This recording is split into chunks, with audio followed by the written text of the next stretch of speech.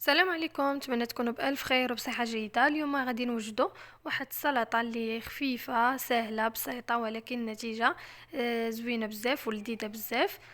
وبالزربه كنوجدوها. نشوفوا الطريقه. عندي حبه ديال الخيار قطعتها على هذا الشكل. عندي الطماطم ديال سوريز حتى هي قطعتها على جوج. عندي الخس حتى هو كنقطعوه عشوائي. كنحتاجو فيها المكونات، كنحتاجو الخيار، كنحتاجو الطماطم، اما هادي اما الطماطم العاديه او هاد السوريز. كنحتاجو الخس، كنحتاجو التفاح حتى هو نقيتو كنقطعوه على هاد الشكل رقيق. التفاح مع هاد السلطه الصراحه كيجي زوين بزاف، كيعطيه البنه. وبالزربه كنوجدوها، يعني سهله ولكن النتيجه ديالها زوينه بزاف وصحيه. تستعملوها هكا في رمضان، يعني كنستعملوها كتير في رمضان، ضروريه من السلطه في الفطور اولا في الايام العاديه كنستعملوها بزاف. صافي كنضيف ليها قطرات من الخل باش كنحاول نديرو في التفاح من الفوق باش ما يتبدلش اللون ديالو. صافي وكنخلط على هذا الشكل. كتحتاج توابل ما كتحتاج توابل كتيره.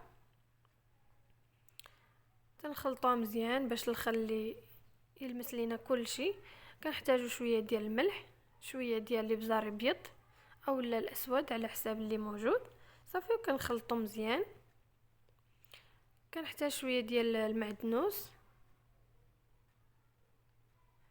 الا كان طري من الاحسن، وما كاينش طري استعملت غير اللي في المجمد.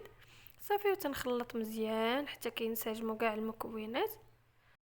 صافي هي واجده لينا. اللي بغى يقدمها على هذا الشكل انا غادي نضيف ليها مازال شيفلور مرقد. عندي مرقداه كنت حضرته معكم قبل.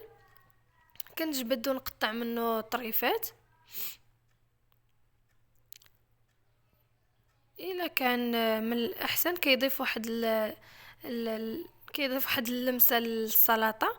ما كانش ماشي مشكل، غير هكا كنكتفيو بها صراحه كتجي زوينه بزاف. كنت وجدته معكم قبل، صراحه كيبقى زوين هاد الشيفلور، وكيبقى صراحه ما كيخسر ما والو، كيبقى مده طويله. غير ان شاء الله تشوفوا. نخلي لكم رابط الفيديو في الاخير، اللي ما شافوش يعاود يشوفوا. صراحه كيبقى زوين وكيصبر مده طويله، وفي المذاق ديالو يا سلام، زوين بزاف. كنقطعوها هكا عشوائي. صافي وكنضيفوا للسلطه ديالنا.